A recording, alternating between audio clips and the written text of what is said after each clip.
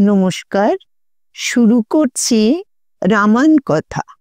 আগের পর্বে আমরা দেখেছি রাবণ রাক্ষসদের ডেকে হনুমানের ভয়ানক কাণ্ডের কথা বলে এর প্রতিবিধানের জন্য মন্ত্রণা করতে লাগলেন। অজ্ঞ রাক্ষসরা বিপক্ষের শক্তি না বুঝে রাবণকে নিজেদের বীরত্ব ও শক্তির আস্ফালন দেখিয়ে উৎসাহ জানাতে লাগলো। কিন্তু বিভীষণ এইসব রাক্ষসদের থামিয়ে রাবণকে অনুরোধ করলেন সীতাকে ফিরিয়ে দেওয়ার জন্য। সীতাকে হরণ করে রাবণ যে অন্যায় করেছেন বিভীষণ স্পষ্ট ভাষায় তা জানালেন, আর সেজন্য লঙ্কায় নানা রকম দুর্লক্ষণ দেখা যাচ্ছে। এর ফলে সমস্ত রাক্ষস সমেত লঙ্কাপুরী অচিরেই ধ্বংস হবে, তাও তিনি বললেন। রাবণ নিজের পাপকর্ম ও সম্মানহানি হওয়ায় চিন্তিত হলেও বিভীষণের কথায় কর্ণপাত করলেন না। তিনি আবারও রাক্ষসদের ডেকে এনে যুদ্ধ সংক্রান্ত প্রয়োজনীয় আলোচনা করলেন। তার উদ্দেশ্যই ছিল সীতাকে যাতে ফিরিয়ে না দিতে হয় এবং দশরথের দুই পুত্রই নিহত হয়। কুম্ভকর্ণ ক্রুদ্ধ হয়ে বললেন, তুমি যখন একবার দেখেই মোহিত হয়ে সীতাকে হরণ করেছ, তখন আমাদের সঙ্গে কোনো মন্ত্রণা করনি। তুমি অন্যায় কাজ করেছ। তা সত্ত্বেও আমি যুদ্ধে তোমাকে সব রকম সাহায্য করব। রাবণ রামের প্রতি ক্রোধ প্রকাশ করতে লাগলেন। এরপর থেকে আজকে আমরা পাঠ শুরু করব। বিভীষণের রামপক্ষে গমন। বিভীষণ রাবণকে বললেন, সীতা তীক্ষ্ণ বিষধরী ভুজঙ্গী, তাকে তুমি কেন কাছে রেখেছ?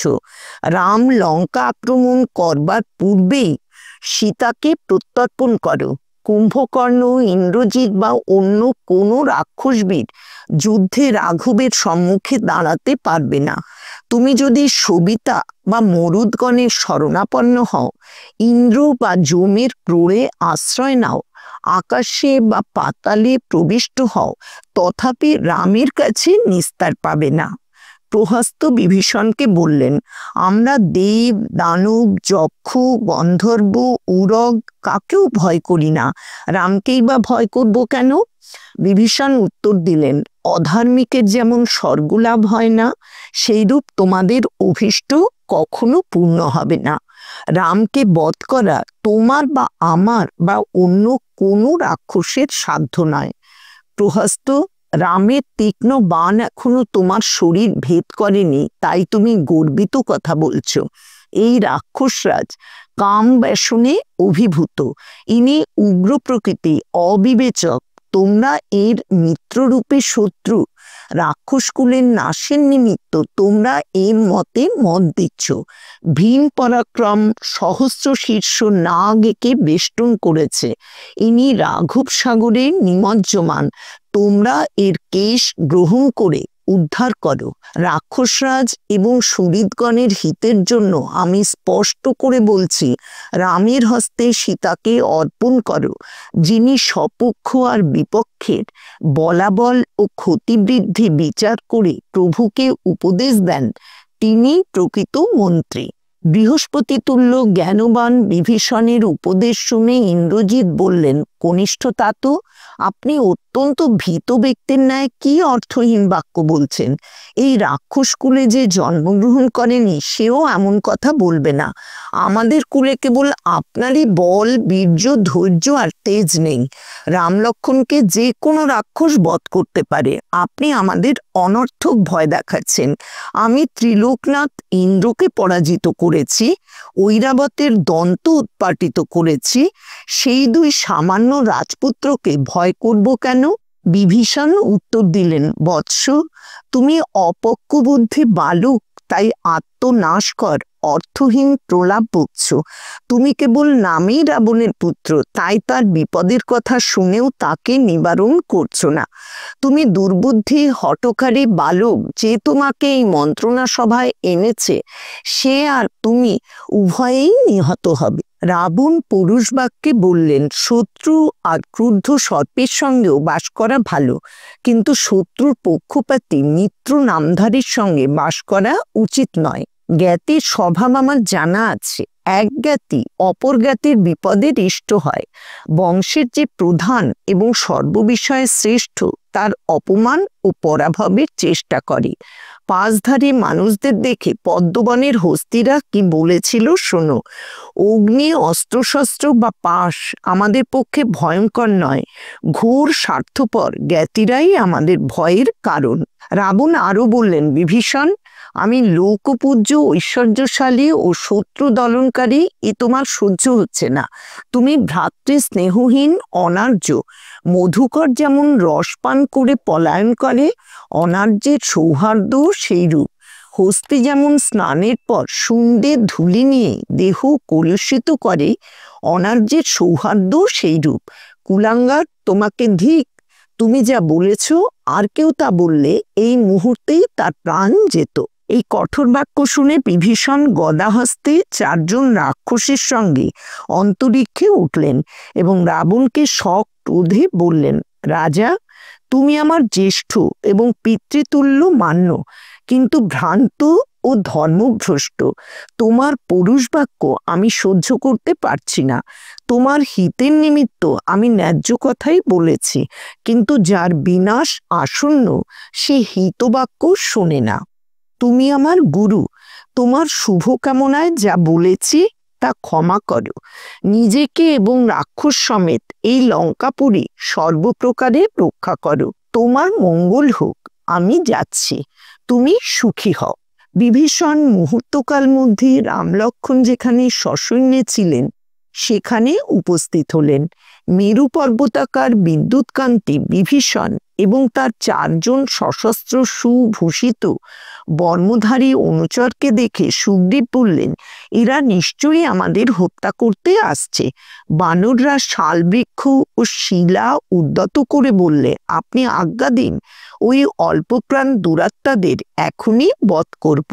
সমুদ্রের উত্তর তীরে এসে বিভীষণ নির্ভয়ে গম্ভীর স্বরে বললেন, রাবণ নামে এক দুর্বৃত্ত রাক্ষস রাজা আছেন, আমি তার কনিষ্ঠ ভ্রাতা বিভীষণ। রাবণ জটায়ুকে বধ করে সীতাকে হরণ করে অবরোধে রেখেছেন। আমি তাকে যুক্তিসঙ্গত বাক্যে বারবার বলেছি, রামের হাতে সীতাকে অর্পণ করো, কিন্তু আমার হিতবাক্যে তিনি অসন্তুষ্ট হয়ে আমাকে কটু কথা বলেছেন এবং দাসীর ন্যায় অপমানিত করেছেন। আমি স্ত্রী পুত্র ত্যাগ করে রামের শরণাগত হয়েছি। শীঘ্র তাকে জানাও যে বিভীষণ এসেছেন। সুগ্রীব রাম লক্ষ্মণের কাছে গিয়ে বললেন, শত্রু সৈন্য অতর্কিতে এখানে প্রবেশ করেছে। রাক্ষসরা কামরূপী, তাদের বিশ্বাস করা উচিত নয়। বোধহয় রাবণের চর আমাদের মধ্যে ভেদ উৎপাদন করতে এসেছে। মিত্রপ্রেরিত অরণ্যবাসী সৈন্য অথবা বিশ্বস্ত ব্যক্তির ভৃত্য যদি আসে তবে তাদের সপক্ষে গ্রহণ করা উচিত, কিন্তু শত্রু সৈন্য অবশ্যই বর্জনীয়। আমাদের শত্রু রাবণের ভ্রাতা বিভীষণ 4 জন রাক্ষসের সঙ্গে এখানে এসেছে, এদের বধ করাই উচিত মনে হয়। হনুমান প্রমুখ বানরগণকে রাম বললেন, তোমরা কপিরাজ সুগ্রীবের কথা শুনলে, এখন আমাকে উপদেশ দাও। বানর প্রধানগণ বললেন, রাম, তোমার অজ্ঞাত কিছুই নেই। তুমি আমাদের সুহৃদ জ্ঞান করো, তাই সম্মানের জন্য আমাদের মত জানতে চাচ্ছ। তোমার যেসব বুদ্ধিমান কর্মপটু সচিব রয়েছেন তারাই একে একে মত প্রকাশ করুন। অঙ্গদ বললেন, বিভীষণকে সহসা বিশ্বাস করা উচিত নয়। যদি তার কোনো মহৎ দোষ থাকে তবে তাকে ত্যাগ করো, আর যদি তার বহু গুণ থাকে তবে তাকে আমাদের পক্ষে নাও। সরব বললেন, চর পাঠিয়ে তাকে পরীক্ষা করা হোক। জাম্ববান বললেন, বিভীষণ আমাদের শত্রুর কাছ থেকে অসময়ে অস্থানে এসেছেন, সেজন্য তিনি শঙ্কার পাত্র। মৈন্দু বললেন, তাকে মিষ্ট বাক্যে প্রশ্ন করে জানা হোক তার অভিসন্ধি ভালো কি মন্দ। হনুমান বললেন, রাম, তোমার সচিবরা যা বললেন আমি তার সমর্থন করি না। যিনি স্বয়ং উপস্থিত তার কাছে চর পাঠানো বৃথা। বুদ্ধিমান ব্যক্তি অপরিচিত চরের প্রশ্নে শঙ্কিত হন, তিনি যদি মিত্রভাবে এসে থাকেন তবে মিথ্যা প্রশ্নে তার অসন্তোষ হবে। বিভীষণ অসময়ে বা অস্থানে আসেননি। রাবণের দৌরাত্ম্য আর তোমার বিক্রম বিচার করেই রাজ্য কামনায় তোমার কাছে এসেছেন। তার ভাবভঙ্গি সন্দেহজনক নয়। তাকে আমাদের দলে নেওয়াই উচিত মনে করি। সুগ্রীব বললেন, বিভীষণ দুষ্ট বা অদুষ্ট যাই হন, যখন বিপদকালে ভ্রাতাকে ত্যাগ করে এসেছেন তখন তাকে পরিহার করাই কর্তব্য। তখন রাম ঈষৎ হাস্য করে বললেন, সুগ্রীবের শাস্ত্রজ্ঞান আছে, বৃদ্ধজনের উপদেশ ইনি পেয়েছেন, নতুবা এমন কথা বলতে পারতেন না।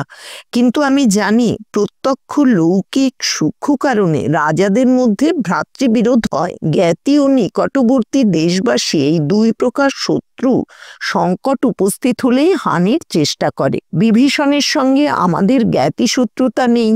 তিনি লঙ্কা রাজ্য লাভ করতে চান, এই কারণেই তিনি এখানে এসেছেন।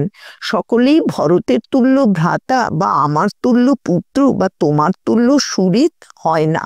সুগ্রীব বললেন, বিভীষণ রাবণের চর, বিশ্বাস উৎপাদন করে সে আমাদের মারতে এসেছে। রাম বললেন, বিভীষণ সৎ বা অসৎ যাই হন, আমাদের লেশমাত্র হানি করতে পারবেন না। শত্রু যদি শরণ ভিক্ষা করে তবে তাকে রক্ষা করা কর্তব্য। তুমি বিভীষণকে অভয় দিয়ে নিয়ে এসো। কেউ যদি শরণাগত হয়ে একবার মাত্র বলে আমি তোমার, তবে আমি তাকে সর্বপ্রাণী থেকে অভয় দান করি। এই আমার ব্রত। আজকের মতো রামায়ণ কথা এখানেই শেষ করছি। ভগবান শ্রী রামচন্দ্রের কৃপা ও আশীর্বাদ আপনাদের সকলের উপর বর্ষিত হোক, এই কামনা করি।